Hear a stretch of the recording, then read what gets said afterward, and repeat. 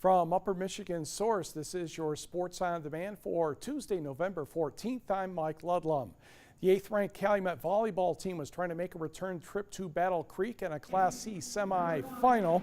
The Copper Kings were in Munising last night, taking on the Houghton Lake Bobcats.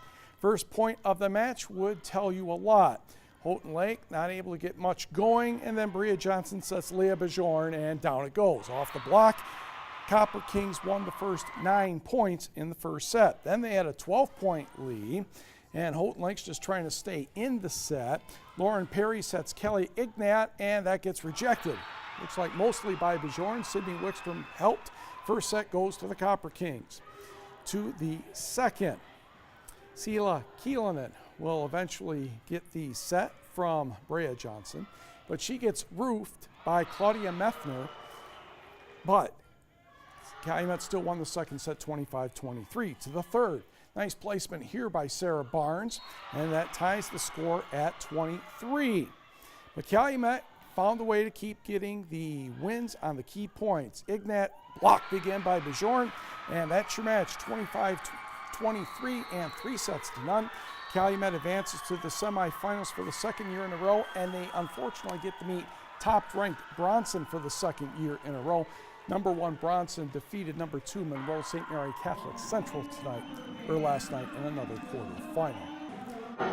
I guess just knowing that we can. Last year we were just like, okay, I mean, like we're here, like sweet, but like this year we're like, okay, well, we can make it to that final match hopefully, and we know that we can. Last year was kind of like, oh, this is crazy, like we couldn't believe it, but this year it's doable.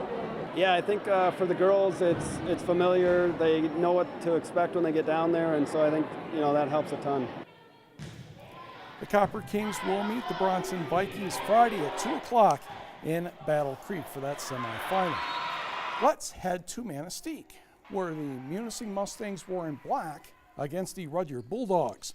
Second set, Munising won the first. Emily Contreras, Michaela Warner, and Rudyard can't handle that, 24-21, Munising. Autumn Lemmerman with the serve for Rudyard. Warner will keep it in play, but Rudyard's set is too close to the net, and Munising takes the second set as well. So let's keep going here. Now, of course, the Munising fans wanted to keep going, that's for sure. Third set, and key point coming up. And Bailey Van Sloten hits it where Munising can't bring it back.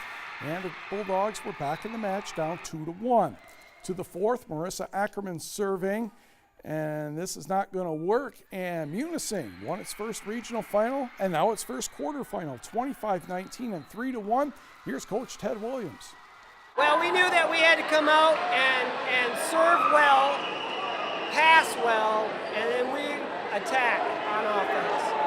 And a little shaky at the beginning, but they got better and better as the game went on. Cayenne pretty much made her presence known. Just tremendous effort by these girls tonight. So Munising heads to Battle Creek for the first time to take on the 6th-ranked Fowler Eagles, and that match will take place, it's the first semifinal Thursday, and starts at noon. The NMU volleyball team is certainly doing well this season, and Coach Mike Lozier's team is the 2nd seed in the GLIAC tournament. Tonight, the Wildcats will host the Davenport Panthers, the number 7 seed, and Lozier says Davenport's season has been a tale of 2 cities. You just look at the box score from our first match, and then you look at the box score from their win against Grand Valley. There's 3 or 4 different players that are contributing for their team right now than they were a month ago. So, and they were in a rough place when we played them the first time and beat them. They're not used to the travel. They're definitely not used to coming to the Upper Peninsula. And the day before, they had gotten absolutely crushed by Tech. So they were in a bad place when we played them. So I factor a lot of that into it. Wildcat sophomore Sarah Keene is the GLIAC North Division Player of the Week. Number 18 had 18 kills and 8 blocks in NMU's win over first-place Ferris State last Friday. First serve tonight against Davenport, 7 o'clock. Third-seeded Michigan Tech hosts Tiffin tonight at 6 o'clock. And in college basketball, the Bay Norse men were down 10 points to Wisconsin Fox Valley with about 7 minutes to go. The Norse get it together and pull out the victory 83-82. Negaunee's Dre Tumanen had 26 points, 20 in the second half. Menomony's Marcus McKinney had 19 with 16 in the second half. It's been 10 years since Forest Park won a high school football state title. That was over Fulton Middleton in Division 8. Times have changed, and now the Trojans play 8-man football, but that doesn't change the importance of Saturday's 8-man Division II state championship game at the Superior Dome against Portland St. Patrick. Yesterday was the final outdoor practice for the Trojans. Don't need to worry about the snow anymore. The Shamrocks have outscored their opponents 127-20 in their 3 playoff games. The big question: what's been the quality of their opponents? Forest Park held off previously undefeated Pickford in the semifinal last Friday, 36-34. No matter the result Saturday, it's been a magical season for the Trojans. When you look at some of our kids, you're talking freshmen and sophomores playing out there and contributing in a big way. Linebacker, defensive end, fullback, quarterback. You just don't replace juniors and seniors with underclassmen at that scale and get away with it. You just can't. And yet somehow these guys find a way to win. Pickford was a good team. I think they're huge. They had a lot of big guys on their team, and they filled pretty good, but they won by 2 points, so it came down to the wire on that one. We chew up a lot of clock, and I don't know, we play smash mouth football, take a toll on the defense, and I don't know, nobody can stop it, it just seems to be. I don't know, I line solid. Running backs just find the hole.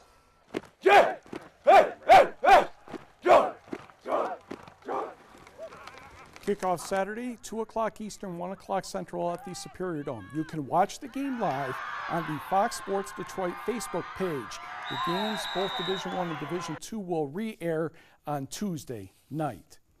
It's possible and maybe probable the high school football rivalry game between Marquette and Negaunee will take place next year, or not take place next year and into the foreseeable future. TV6 has been in contact with Marquette and Negaunee's athletic directors today.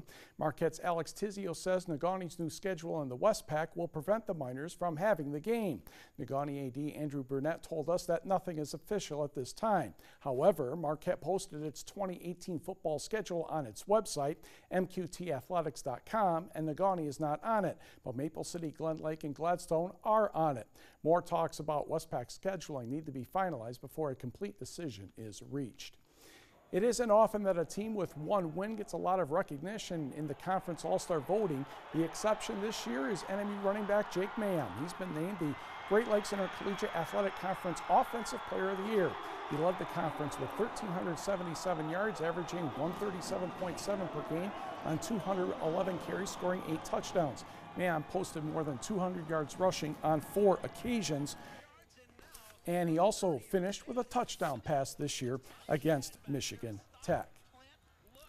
Taking a look at other GLIAC All-Stars for NMU, on the first team, the punter John Kwasinski, and on the second team for Michigan Tech, wide receiver Jacob Wenslick, offensive lineman Jeremy Bell of Negaunee, and defensive lineman Cody Goldsworthy of Lantz, along with